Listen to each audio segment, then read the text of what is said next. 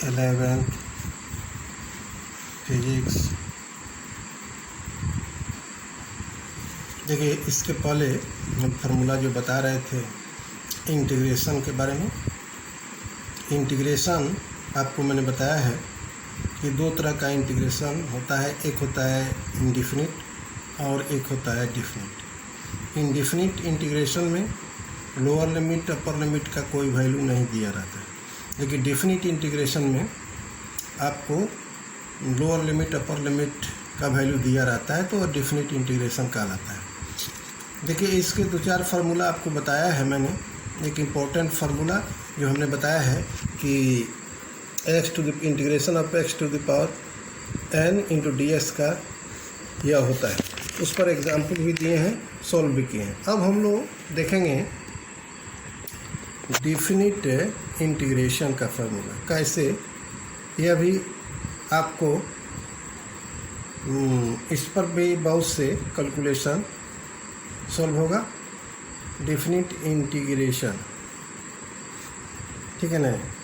तो definite integration जैसे मान लो यह है general formula, a lower limit a है, अपर लिमिट बी है। अगर मान लो यह ऐसा दिया है x to the power n into d x, तो हम लोग क्या लिखेंगे, पहले इसका इंटीग्रेशन कर देंगे, अर्थात एक्स का पावर जो एन है उसमें +1 कर देंगे ओवर एन +1 कर देंगे। यहाँ लोअर लिमिट का वैल्यू दे देंगे, यहाँ अपर लिमिट का वैल्यू दे देंगे, ठीक है।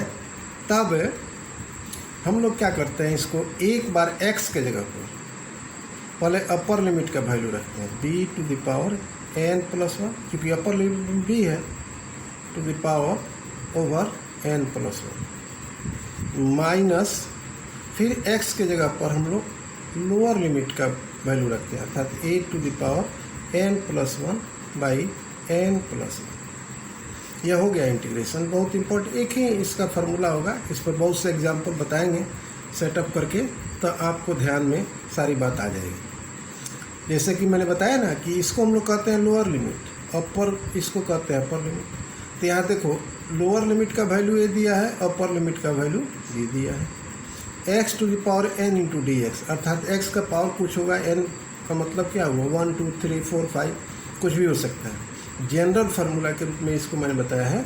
तो उसी प्रकार जैसे इंडिफिनिट इंटीग्रेशन मैंने बताया है कि उसके पावर में +1 हो जाएगा, नीचे प्लस उतना ही से भाग हो जाएगा। यहाँ हम लोअर लिमिट लिख देते हैं बड़े कोष्ठ में, एक जो है यहाँ पर अपर लिमिट। अब देखो हम लोग क्या करते हैं, x की जगह पर कुछ और भी क्वांटिटी हो सकता है, या मैंने x दिया है, तो x के जगह पर पहले हम लोग क्या करते हैं, अपर लिमिट का वैल्यू रखते हैं। तो क्या हो जाएगा, b to the power n +1 by n +1 minus, फिर क्या करते हैं, x के जगह पर ही लोअर लिमिट करते हैं। फार्मूला यही कहता है, a to the power n +1 by n +1, ठीक है। इस तरह इसको सॉल्व करते हैं। अब देखो, इस पर एग्जाम्पल बताएंगे तो बहुत बात क्लियर हो जाएगी। जैसे एग्जाम्पल में हम आपको बता रहे हैं, आपको दे दिया गया लोअर लिमिट मान लो यहाँ r, upper limit small n, x into d x. कैसे इसको तुम इंटीग्रेट करोगे, कैसे इसका सॉल्यूशन निकालोगे। देखो, फिर उसी प्रकार यहाँ तुम जो देख रहे हो, x का पावर कितना है, 1 है, +1, तो x to the power 1 +1 over 1 +1। केवल यहाँ n के जगह पर 1 रख देना है, +1 रहेगा ही, उतना ही से भाग देना। यहाँ कोष्ठ में बड़े करके, यहाँ स्मॉल आर लोअर लिमिट में, अपर लिमिट में स्मॉल है। अब देखो, अब फिर क्या करते हैं, इस फार्मूला के अनुसार x के जगह पर पहले अपर लिमिट का वैल्यू रखते हैं, या ऐसे कर देते हैं x²/2, या लोअर लिमिट या अपर लिमिट। अब इसका वैल्यू रखते हैं पहले अपर लिमिट का, अर्थात x के जगह पर l लिखेंगे, पावर 2 है तो 2 दे देंगे बाई 2 माइनस करके। अब देखो, x के जगह पर हम लोग कौन सा वैल्यू, लोअर लिमिट का, r²/2 ऐसे करके। तो यह इस तरह एग्जाम्पल देकर आपको सॉल्व कैसे होगा, इसका यूजेस कैसे होगा, यह मैंने बताया। फिर एक और एग्जाम्पल तुमको देते हैं, 2-4 एग्जाम्पल बताएंगे। जैसे दूसरा हो गया एग्जाम्पल नंबर 2, यह एग्जाम्पल नंबर 1 हो गया। अब देखो, जैसे मान लो यहाँ फिर दे दिया, सपोज करो ए और बी कुछ भी मान रख हो सकता है। तो यहाँ हो गया क्या, मान लो x square into d x. अब इसका इंटीग्रेशन करना है, उसी आधार पर करेंगे। यहाँ हो गया आपको एक्स के पावर 2 + 1 बाई 2 + 1। यहाँ लोअर लिमिट स्मॉल है, अपर लिमिट बी हो गया। तो यहाँ हो गया x³ बाई 3, यहाँ लोअर लिमिट फिर अपर लिमिट, ठीक है ना। अब देखो x के जगह पर क्या रखेंगे, लोअर अपर लिमिट का वैल्यू वह क्या है, b है। यह हो गया b³ बाई 3 माइनस फिर x के जगह पर लोअर लिमिट का वैल्यू a³ बाई 3। अब देखो,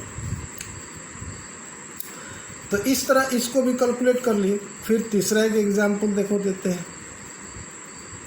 जैसे मान लो यहाँ दे दिया 0, यहाँ दे दिया r, सपोज करो ये x³ इंटू डी एक्स है। लोअर लिमिट क्या है, 0 है, यहाँ क्या है, स्मॉल r। तो इसको मैंने दे दिया, फिर इसको हम लोग इंटीग्रेट करेंगे, x के पावर 3 + 1 बाई 3 + 1 0 to r। तो यहाँ हो गया आपको फिर x के पावर 4/4 0 to r। यह हो गया आपको। अब फिर x के जगह पर क्या रखेंगे, पहले x यहाँ है तो अपर लिमिट का वैल्यू, तो r⁴/4 माइनस 0 के पावर 4/4, तो 0 बाई एनीथिंग इक्वल टू 0। तो इसका आंसर आ गया r⁴/4।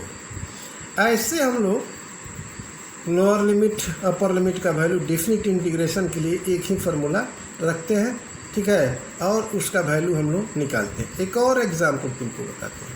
जैसे मान लो सब एग्जाम्पल को प्रैक्टिस करना है, प्रैक्टिस करने पर ही एक ही फार्मूला पर डिफरेंट टाइप का प्रैक्टिस करोगे तो अपने आप आ जाएगा। जैसे मान लो यहाँ वैल्यू हमको दे दिया है r, यहाँ मान लो स्मॉल r और यहाँ a है, और x⁻³ कर दिए dx। तो क्या करोगे, इसको फिर एकदम उसी आसानी से करोगे। इसमें पावर में 1 जुड़ जाएगा, -3 + 1 ओवर -3 + 1। यहाँ स्मॉल r लोअर लिमिट में, अपर लिमिट में स्मॉल है, जो दिया रहेगा वो मान पुटअप कर देंगे। अब देखो यह कितना हो जाएगा, x के पावर -2 ओवर x के पावर -2 r ए के पावर ए। अब देखो यह हो गया आपको। अब फिर यहाँ अपर लिमिट का वैल्यू रखेंगे, अर्थात a⁻² और फिर a-2 माइनस फिर लोअर लिमिट का वैल्यू, अर्थात r के पावर -2 ओवर -2। ऐसे मैथमेटिकली ये माइनस प्लस हो जाएगा, बात दूसरी है, अपना करते रहना है। लेकिन इस तरह हम एक माइनस पर भी बता दिए हैं कि कहीं कन्फ्यूजन तुमको नहीं हो। और यह फार्मूला जो है बहुत ही इम्पोर्टेंट फार्मूला है। जब 12th में जाओगे या 11th में बहुत से इसके एग्जाम्पल तुमको मिलेगा। एक और जनरल फार्मूला आपको काम आएगा, बता देते हैं। लॉग आधारित फार्मूला है कि लॉग दिया है m/n बराबर कितना होगा, तो यह होता है log m minus log m। यह भी फार्मूला हमको कहीं पर कैलकुलेशन में फिजिक्स में यह मिलेगा, इस पर भी बहुत से आपको कैलकुलेशन मिलेगा, उसका यूजेज इस फार्मूला का मिलेगा, इसको भी ध्यान में रखना है, ठीक है ना। तो जो भी फार्मूला हम बताए हैं उसको प्रैक्टिस करना है। प्रैक्टिस मतलब डिफरेंट टाइप के अपने मन से आपको एग्जाम्पल दे करके उसको बनाना है। जब तक अब नहीं बनाओगे तो केवल वीडियो देख लेने से नहीं होगा, वह डिफरेंट टाइप का फार्मूला जब बनाओगे तब भी जा कर के फार्मूला पर आधारित जितने भी जितना एग्जाम्पल बनाओगे तुम्हारा कंसेप्ट उतना ही क्लियर होगा। यह सब डिफ्रेंसिएशन और इंटीग्रेशन, दोनों का फार्मूला जो है फिजिक्स के लिए बहुत इम्पोर्टेंट है। आपको मैंने बताया है डिफरेंशिएशन जो होता है वो अलग अलग टुकड़े के मेजरमेंट करने के लिए डिफरेंशिएशन का, चेंजिंग वेरिएशन जहाँ हो वहाँ हम लोग इसका यूज़ करते हैं। समाकलन इंटीग्रेशन, जहाँ जोड़ना हो, इंटीग्रेट करना हो, किसी क्वांटिटी के बहुत छोटे छोटे टुकड़े के मेजरमेंट को जोड़ना हो, वहाँ हम लोग यूज जो करते हैं इंटीग्रेशन वाले फार्मूला करते हैं। यह तुमको ध्यान रखना है, ठीक है ना। और कोई भी फार्मूला जब तक उस पर एग्जाम्पल नहीं सेट करके बनाओगे तब तक तुम्हारा वह सक्सेस नहीं होगा। यह कभी भी इसका यूज होगा। आगे हम लोग फिर पढ़ेंगे मोशन के बारे में, अगले वीडियो में कल बताएंगे कि मोशन क्या है, रेस्ट क्या है, motion in a straight line, motion in जिसको हम लोग 1 डायमेंशन कहते हैं, फिर पढ़ेंगे मोशन इन 2 डायमेंशन, और सारे चीज़ को हम लोग धीरे धीरे पढ़ेंगे जिससे कि तुम्हारा कहीं कोई चीज़ छूटे नहीं, ठीक है। फार्मूला को याद करके प्रैक्टिस करना।